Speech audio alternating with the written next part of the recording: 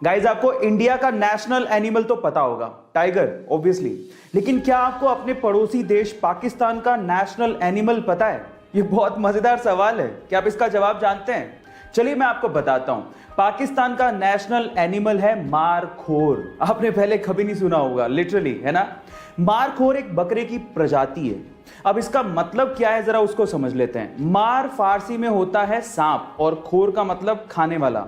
सांप को खाने वाला जंगली जानवर, जी हां, मारखोर एक बकरी की प्रजाति, यही है पाकिस्तान का नेशनल एनिमल। क्या इसके पहले तक के फैक्ट आपको पता था? और अगर नहीं पता था तो चैट सेक्शन में जरूर लिखिएगा। गाइस, अगर आपके मुंह में बदबू आती है या फिर आपके दांतों में दर्द रहता है तो एक देसी हेल्थ टिप है मेरे पास। वो क्या है मैं आपको बताता हूं। वो है अमरूद की पत्तियां। जी हां गाइस, अमरूद की पत्तियां चबाने से आपके मुंह में बदबू यानी दुर्गंध की प्रॉब्लम दूर हो जाएगी। और अगर आपके दांतों में दर्द भी रहता है तो अमरूद की पत्तियां चबाने से उस दर्द में भी आपको आराम मिल सकता है। गाइस, ये हेल्थ टिप आपको कैसे लगी चैट सेक्शन में जरूर लिखिएगा। हमारे गांव के देसी गांव वाले आज भी आप लोगों को नीम के पेड़ से नीम के दातून को तोड़कर दांतों पर रगड़ते दिख जाएंगे, लेकिन आज के शहर के लोगों को यह सब अनहाइजीनिक लगता है और आज की जनरेशन को तो यह सब करते हुए शर्म आती है।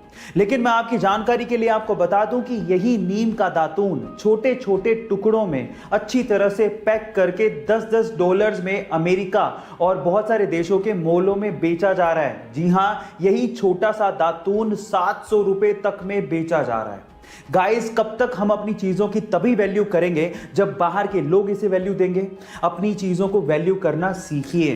जब वो पैदा हुआ तो उसके शरीर में 40 फ्रैक्चर्स थे। डॉक्टर्स ने कहा कि 2 दिन से ज्यादा तक जिंदा ही नहीं रह सकता, लेकिन वो कहते हैं ना, जाको राके साइया मार सके ना कोई, कुछ ऐसा ही हुआ, वो बच्चा जी गया। फिर डॉक्टर्स ने फाइनली उसका इलाज शुरू किया, लेकिन पेरेंट्स को कहा कि प्लीज आप अगले 6 महीने तक इसको हाथ मत लगाइएगा, क्योंकि उसको हाथ लगाती उसकी हड्डियां टूटने लगती थी। फाइनली ये 15 साल का लड़का, जिसके शरीर में टोटल 140 फ्रैक्चर है, जिंदा दिली की मिसाल है। वो अमेरिका का एक फेमस रैपर और एक मोटिवेशनल स्पीकर भी है।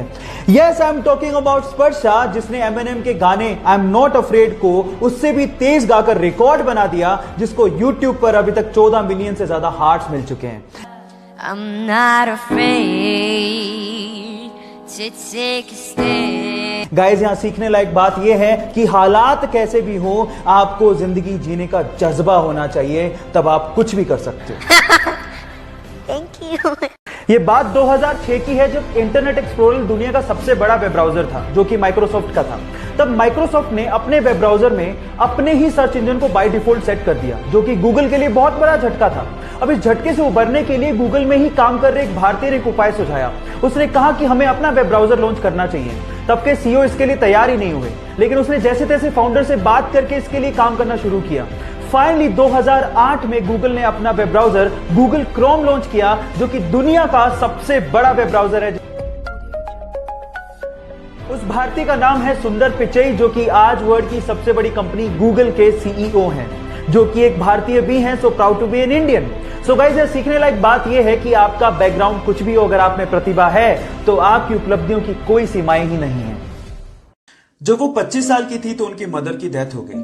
तब वो एक बुक लिख रही थी। अफसोस की बात यह थी कि उन्होंने अपनी मदर को बताया भी नहीं था कि वो एक बुक लिख रही है। उसके जस्ट थोड़ी दिन बाद उनकी शादी हो गई, एक बच्ची हुई। लेकिन यहां से लाइफ में प्रॉब्लम्स और बढ़ गई। 13 महीने हुए थे कि उनका डिवोर्स हो गया। फिर अपनी बच्ची को लेके वो ब्रिटेन शिफ्ट हुई। हालात इतने खराब थे कि उनके पास रहने को घर नहीं था।